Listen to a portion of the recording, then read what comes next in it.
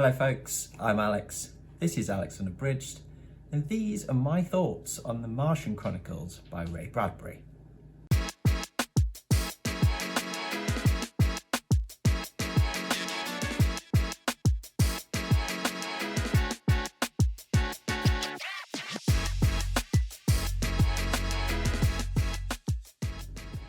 So welcome back to the channel if that is the case.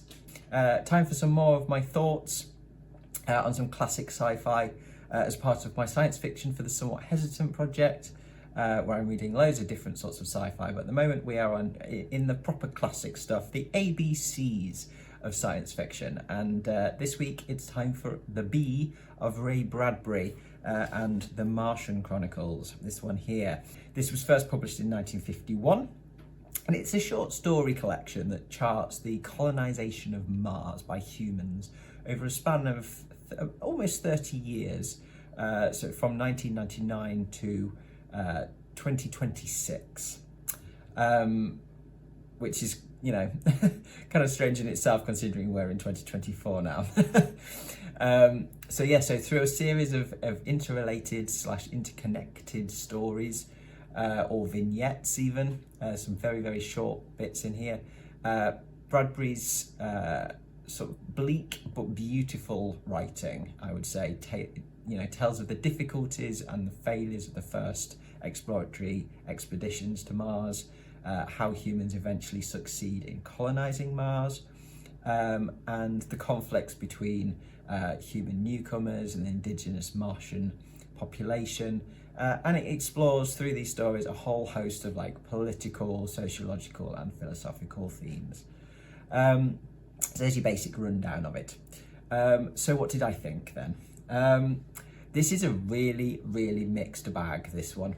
There's a handful of good, if not excellent stories in here, but there's also quite a few that I really didn't take to. And would go so far as to say that I found dull, unfortunately. And it certainly feels old-fashioned to me, which isn't a surprise because it's 70 years old, pretty much. Do you know what I mean? And so that's to be expected, but I think it just feels a bit outdated to me. Comparing it with some of the stuff that I've already read from a similar sort of publication time, like for instance Arthur C. Clarke's Childhood's End, that felt still much more relevant and kind of didn't feel so outdated. This does. There's something about it. I'm not sure what it is. I can't quite put my finger on it, but it feels old-fashioned. I found it quite difficult to connect to a lot of it. I found it particularly difficult to connect to characters. But I think that, again, that's to be expected in some respects because we're with a lot of them for such a short amount of time. There are a couple of characters that pop up in more than one of the stories that we kind of meet towards the beginning and then we see them again years later. But the majority of characters are just in one story. And so there isn't a huge amount of time for development, things like that. And so the characters often felt a bit superficial. Ironically, I think some of the best character work, for one of, if you want to call it that, for me was in the story There Will Come Soft Rains, which is towards the end of the book, which actually has no human characters in it. It's the story of an abandoned house, basically, on Earth, left empty after nuclear war. And the character of the house in that, for me, is fantastic. It feels far more full of character than some of the other sort of longer and more kind of human, or stories with human characters in them, or Martians. So yeah, strange one that, but maybe that's just me. Where I really struggled with this, I think, was the vision of Mars from Bradbury. Certainly in a couple of the stories, it edges into the science fantasy for me. That's how it feels to me, as I say, anyway. And that element doesn't really do it for me. I find it very difficult to get into that. and to engage with that. I find it quite difficult to visualize as well. I don't know, but it could possibly be part of like the fact that I've recently read The Martian by Andy Weir, which of course is a very much more modern, grounded, for want of a better word, vision of a Mars mission, what a Mars mission in modern times might actually entail, and that kind of thing. It's very much more kind of based in or grounded in sort of the science we know as opposed to a very speculative idea of Mars from Bradbury. That maybe that's why this jarred for me a bit, because it's only last month that I read The Martian. But I think it's just, that element, that sort of science fiction that edges into almost a fantastical. Yeah, I've not had much luck with that in the past, and obviously that's something that just doesn't gel with me, or hasn't gelled with me so far in what I've read of it. But yeah, some of the stories that edge into that, no, they're not for me. There are moments though where the atmosphere is excellent, I have to say. The eeriness and the bleakness of this really comes across well at times, and the atmosphere that's created through the tone of the writing is the strongest element for me, as opposed to things like the descriptions of the setting or that kind of thing, or the ideas of the setting, the vision of the setting, the world building, things like that. It's Bradbury's actual tone of writing that I think really helps with some of the atmosphere in it. And there are moments in there where I'm like, yeah, this is fantastic. So, good and bad. And as I say, despite the fact I didn't get on with this vision, I do really enjoy Bradbury's style. It's beautifully bleak, or bleakly beautiful, whichever way around you want to put that wording.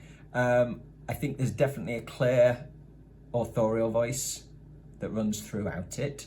I've only read a couple of Bradbury's books so far, but I'd say that he has a distinct voice and style to his writing. I love the little environmental observations, things like that, little details. I've got a couple of quotes I will read for you. This one's from a story called Silent Towns, which is kind of when things get abandoned. The town was dead. Its beds were empty and cold. The only sound was the power hum of electric lines and dynamos, still alive all by themselves.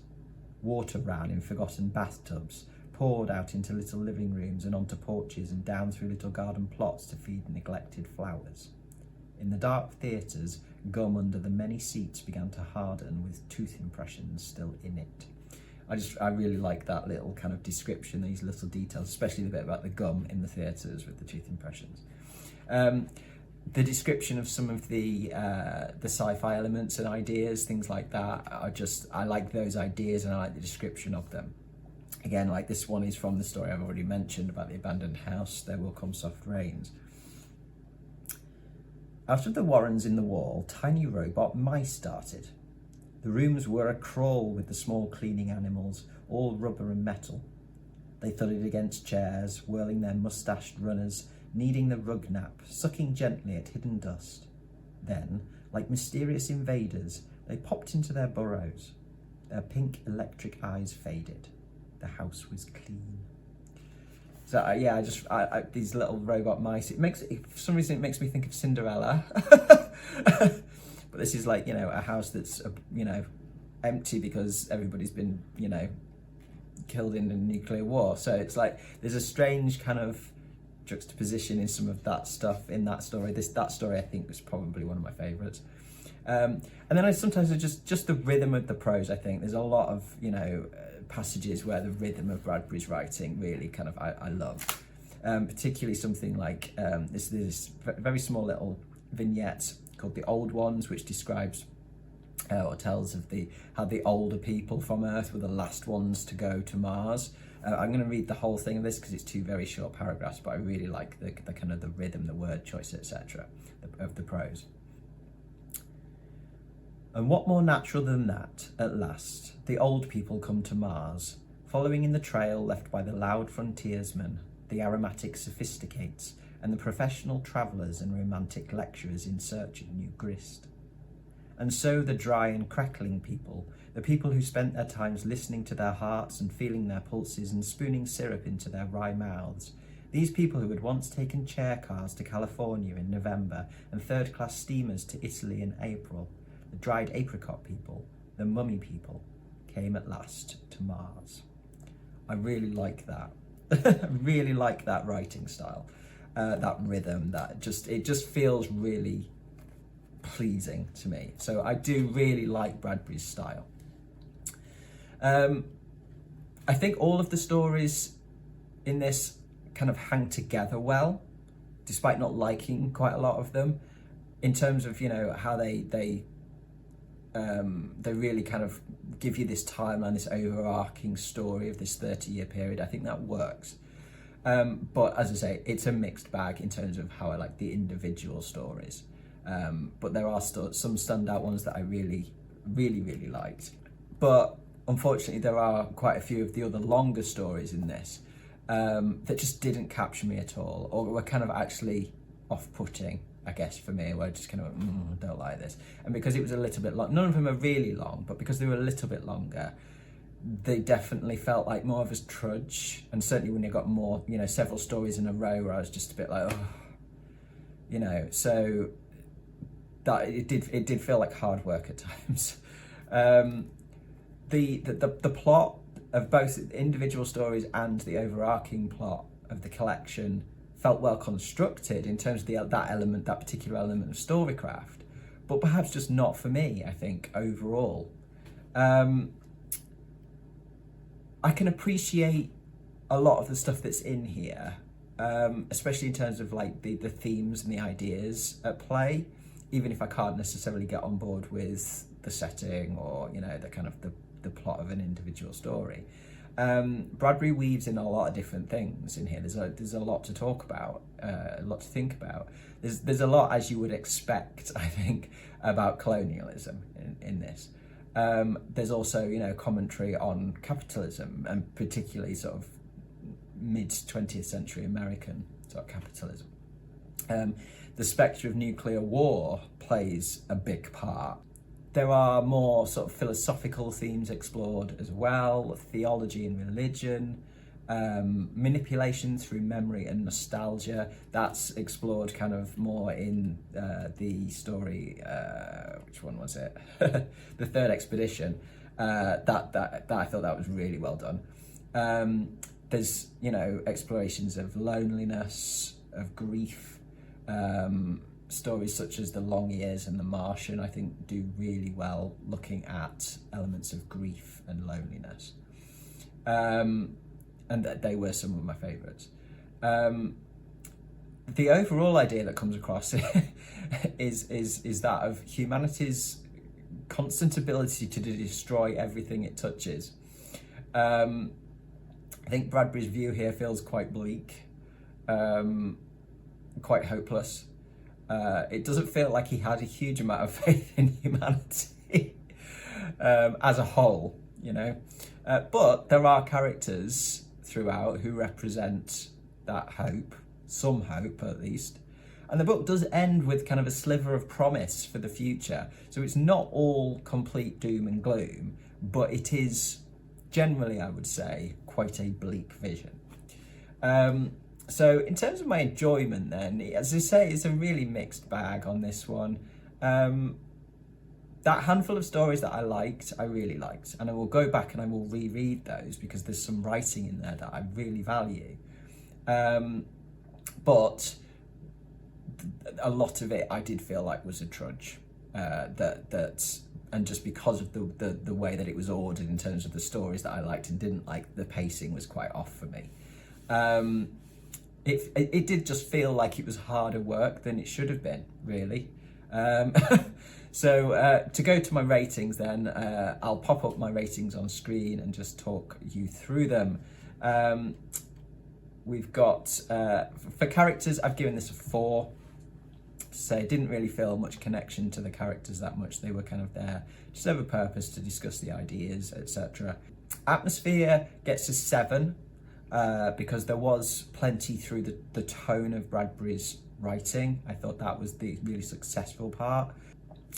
Writing wise, gets an 8. I do really like Bradbury's style. There are moments of real beautiful prose in this. And as I say, he's definitely got a voice that I think is recognisable. Plot wise, I've given it a 5. That's very much to kind of like split between, yes, some stuff I really liked, stuff I really didn't. The pacing for me was way off because of the fact that I couldn't get on with some, but could get on with other stories. It's very difficult, that one, when you've got a book of short stories, I think. So I've kind of used that as in terms of like, I appreciated the plot of some and not of others. So it's very much middle ground. Ideas wise, I've given it a 7. There's plenty in there of, you know, kind of ideas, questions, but it doesn't really you don't get a huge amount of depth into any of that stuff because there's so much kind of being addressed in various different stories. They say this overarching idea of, you know, kind of the destructive nature of humanity. I think that works well, but does produce quite a bleak experience. But yeah, it's decent. It's good. It's good in terms of its ideas, and it's interesting, definitely. And enjoyment wise, I've given it a 5 out of 10. Again, very much to reflect the fact that I really liked some of it and I really didn't the rest. It was a little bit of a trudge, as I say, in parts. So we add all of those scores up and divide them by 6, and we get a 6 out of 10. This will go on Storygraph as a 3-star. So it wasn't by any means bad, but and there was enough in there that I really enjoyed to kind of make me go, yeah, it's okay. You know, it's like I can appreciate it even if it's not necessarily my cup of tea. But yeah, a very mixed bag. I can't say I necessarily I certainly wouldn't read the whole thing again, but I will certainly go back and dip into a couple of the stories that I particularly value. So yeah, not bad, but not great either. So despite kind of it's not providing sort of a stellar reading experience, it's not going to put me off from reading more Bradbury, that's for sure. Despite not getting on with the plot and the setting, etc., I'm still drawn to his style very much so. And I loved Fahrenheit 451 that I sort of reread back in December. So I definitely want to read more of his stuff. Absolutely, I've got a couple on the shelves. And I think I'll probably try and get to Something Wicked This Way Comes in April. So we'll see how I'll do with that. But I reckon that one is going to be way more up my street. So next up in the science fiction for the somewhat hesitant reading is The Day of the Triffids by John Wyndham. I'm very excited to start that one. I'm very much looking forward to that. My thoughts on that will be out this time next week. If you want to read along with me on that, then please do feel free. I will be starting it on Sunday this week, which is the 17th of March. And I'll be discussing it sort of day by day, thereabouts, on Discord as I get through it. It will probably take me sort of 3 or 4 days, probably. So if you want to hop on over to the Discord server and join us for that chat, please do. The link to my Discord server is in the description. So yes, that'll do from me today then. Thank you very much for watching though, folks. As always, do drop your own thoughts in the comments below. If you've read the Martian Chronicles, what did you think? Have you got any particular favourite stories from it? I will be back on Sunday, where I'll be talking about the next set of choices for my quarterly chunk project, where I'm reading a big old book every 3 months, over a 3-month period. And you get to help me pick that book. You picked The Terror for me for quarter 1, which has been fabulous. And so it's time for me to tell you about the 3 choices for quarter 2. So do join me for that on Sunday and then cast your vote. But from me, for now, that's ta-ra.